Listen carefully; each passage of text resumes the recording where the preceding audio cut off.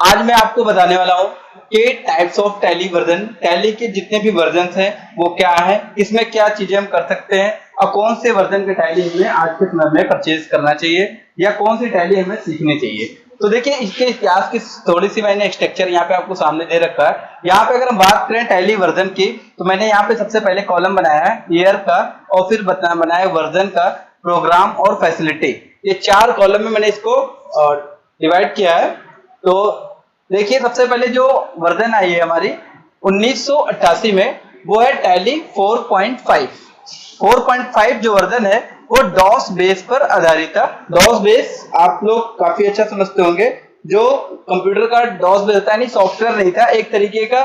जैसे पहले हम लोग कमांड्स पे काम करते थे, सेम ब्लैक स्क्रीन पे कमांड के तरीके से जो वर्क करता था उसको डॉस बेस सॉफ्टवेयर कहते हैं। डॉस बेस में क्या होता था, केवल अकाउंट्स ओनली फैसिलिटी इसमें क्या थी, केवल अकाउंट्स ओनली, यानी अकाउंट से रिलेटेड हम काम इसमें अपने रिकॉर्ड को मैनेज कर सकते थे। जैसे कि हम जो है पैसे ट्रांसफर करने या कहीं से पैसे में प्राप्त हो रहे हैं या कहीं पैसे हम सेंड कर रहे हैं, उसका सारा ब्यौरा रखने के लिए हम टैली 4.5 का यूज करते थे। अगर हम बात करें टैली 4.5 की, 1999 में आया जो कि विंडोज पे था, सॉफ्टवेयर बेस पे था। तो सॉफ्टवेयर बेस पे टैली बन गई और इसमें क्या कर सकते थे, अकाउंट ओनली के साथ में अकाउंट विद इन्वेंट्री। अब अकाउंट विद इन्वेंट्री होता क्या है, जब भी हम पैसे के साथ में किसी सामान को भी लेन देन में लाते हैं, जैसे कि हम पैसे तो ट्रांजेक्शन कर ही सकते हैं, लेकिन अगर हम कोई सामान खरीद रहे हैं जैसे लैपटॉप, कंप्यूटर, प्रिंटर, ये सारी चीजें अगर हम परचेज कर रहे हैं किसी से या किसी को सेल कर रहे हैं यानी खरीद रहे हैं या फिर बेच रहे हैं, तो ये सारी चीजों का भी ब्यौरा यानी डिटेल, यानी इसकी जो बिल होगा वो एंट्री सारे सब कुछ हम टैली के अंदर स्टोर कर सकते हैं और जरूरत पड़ने पर उसकी रिपोर्ट भी निकाल के प्रिंट आउट कर सकते हैं। उसके बाद में जो अगला वर्जन है हमारा 2002 में 6.3 लॉन्च किया गया, जो कि विंडोज बेस्ड सॉफ्टवेयर पे ही था। इसमें account only account with inventory के साथ साथ में एक ऑप्शन जोड़ दिया गया, इंटरनेट सिक्योरिटी। अब इंटरनेट सिक्योरिटी इसलिए जोड़ा गया क्योंकि जब हम कोई भी सेल परचेज का काम करते हैं और जो है अकाउंट से रिलेटेड सारे काम जो है अपने कंप्यूटर में करते हैं, तो कहीं ना कहीं हमें ये भी डर होता है कि ऐसा नहीं कि जो भी हम रिकॉर्ड या जो भी एंट्री हम कर रहे हैं कल को ये डेटा हमारा डिलीट हो जाए। तो ऐसे में इंटरनेट सिक्योरिटी बहुत ही ज्यादा जरूरी फीचर था जो कि 6.3 में ऐड किया गया है। अगर हम टैली 7.2 की बात करें तो 2005 में इसको लॉन्च किया गया है। ये भी विंडोज बेस्ड सॉफ्टवेयर पर आधारित था। इसमें वेट, टीडीएस और सर्विस टैक्स, ये तीन तरीके के जो टैक्स हैं, ये सारी चीजें इसमें 7.2 में ऐड किए गए, जिससे कि वेट मतलब होता है वैल्यू एडेड टैक्स। टैक्स निकालना काफी ज्यादा आसान हो गया लोगों के लिए, क्योंकि टैक्स हर कोई कैलकुलेट नहीं कर पाता था। हर कोई एक अकाउंटेंट की सलाह या अकाउंटेंट की मदद लेके अकाउंटेंट के माध्यम से ही टैक्स वगैरह का कैलकुलेशन करवा सकते थे, बाकी हर कोई नहीं कर सकता था। तो जो 7.2 आया, यहाँ से टैली का नाम जो है काफी ज्यादा हो गया। हर कोई जान गया कि टैली एक ऐसा अकाउंटिंग सॉफ्टवेयर है जहां से हम किसी भी तरीके का कैलकुलेशन कर सकते हैं, चाहे वो टैक्स का हो या सामान खरीद रहे हैं, बेच रहे हैं, किसी भी तरीके का। टीडीएस जो कि टैक्स डिडक्शन एट सोर्स एक तरीके का एक टॉपिक है। और सर्विस टैक्स, जैसे कि हम सामान के साथ साथ कभी कभी क्या होता है सामान भी नहीं खरीदते हैं और केवल किसी चीज की सर्विस खरीद लेते हैं, जैसे कि मान लिया आपने कोई बीमा खरीद लिया या फिर जैसे आप बैंक में अकाउंट ओपन करते हैं और बैंक ने आपको एटीएम वगैरह दिया, आप कहीं भी रहते हैं और उस सर्विस का इस्तेमाल करते हैं, यानी बैंक ने एक सर्विस प्रोवाइड कर रखी है कि आप कहीं से भी पैसा ट्रांजैक्शन कर सकते हैं, अपने एटीएम से विड्रॉल करते हैं, उसके बदले में वो सर्विस चार्ज आपसे वसूलती है, तो उसको सर्विस टैक्स बोला जाता है। ऐसे कई तरीके के सर्विसेज हैं, जैसे आजकल ऑनलाइन कोर्स वगैरह भी मार्केट में ज्यादातर लोग सेल करते हैं, जहां से लोग कोर्स वगैरह परचेज करते हैं। तो एक तरीके से वो आपको कोई सामान तो दे नहीं रहे, आपको अपने सर्विस को आप तक पहुंचा रहे हैं, चाहे वो वीडियो के माध्यम से, नोट्स के माध्यम, किसी भी तरीके किसी भी माध्यम से आपको सर्विस दे रहे हैं, उसके बदले में आपसे थोड़ा सा चार्ज वसूलते हैं। किसी का चार्ज थोड़ा हाई होता है, किसी का कम होता है। तो ये सारे रिकॉर्ड भी हम 7.2 में मैनेज कर सकते थे। उसके बाद में टैली इतना ज्यादा पॉपुलर हो गया 2006 तक कि इनको टैली 8.1 वर्जन बनाना पड़ा, जो कि मल्टी लैंग्वेज में बनाना पड़ा।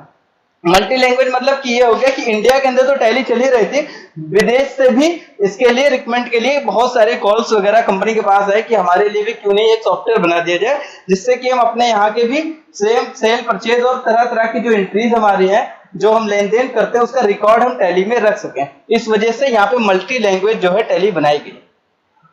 7.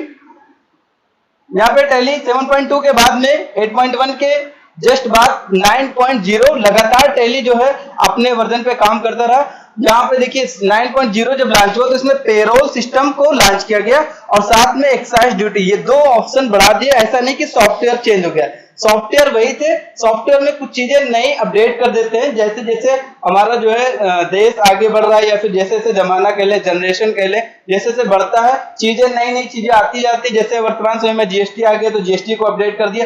ऐसे तरह तरह चीजें नई नई होती रहती, कुछ चीजें चेंजेस भी करते थे, सरकार रूल्स वगैरह चेंज करते थे, वो सारी चीजें अपडेट करते हैं। इसी का नाम वर्जन है कि जो नया चीज है उसको जोड़ दो और उसका कुछ नाम चेंज करके एक नया वर्जन का नाम दे दो, इसी को बोलते हैं वर्जन। तो यही चीज किया गया, इसमें पेरोल ऑप्शन को जोड़ा गया। पेरोल का मतलब होता है जो जैसे कोई कंपनी है जहां पे एम्प्लॉय लोग काम करते हैं, कोई स्कूल बड़ा सा स्कूल है वहां पे बहुत सारे लोग काम करते हैं, तो अगर वो कंपनी या स्कूल उस व्यक्ति को आने जाने रहने खाने हर तरीके का कन्वेंस से लेके सारा चार्ज अगर वो स्कूल या कंपनी पे कर रहा है तो उसको बोलते हैं पेरोल। यानी वो जो एम्प्लॉय है वो पेरोल बेस्ड पे काम करता है। जैसे एक तरीके से बोल रहे हैं, बहुत सारे लोग जो है गवर्नमेंट एम्प्लॉयड होते हैं और सरकार उनको पूरी फैसिलिटी देती है, रहने खाने का सब कुछ देती है, तो एक तरीके से वो पेरोल बेस्ड पे एम्प्लॉयड है और वो उनको सारी फैसिलिटी मिलेगी, तो उनका जो है आने जाने का भी और साथ साथ सैलरी, ये सारे कैलकुलेशन जो है हम टैली 9.0 में आसानी से कर सकते थे। साथ में एक्साइज ड्यूटी जोड़ दिया गया। एक्साइज ड्यूटी क्या होता है, जब भी हम सामान खरीदते हैं या बेचते हैं तो उसमें पूरा पूरा वेट पहले लगता था, वैल्यू एडेड टैक्स पूरा पूरा लगता था। लेकिन अगर हम कोई सामान इनकम्प्लीटेड खरीदते, जैसे मान लीजिए वो सामान बना नहीं, कच्चा पदार्थ है, जैसे कि आप कंप्यूटर बना रहे हैं तो कंप्यूटर का केवल बोर्ड आपने कहीं से खरीद रहे हैं, या फिर जैसे आपका पेट्रोल हो गया, डीजल हो गया, इन सब पे जो टैक्स होता है वो एक्साइज ड्यूटी वहां पे लगती है, तो उसको एक्साइज ड्यूटी वाला कैलकुलेशन भी 9.0 में ऐड किया गया, जिससे लोगों को कैलकुलेशन करना थोड़ा सा आसान होगा।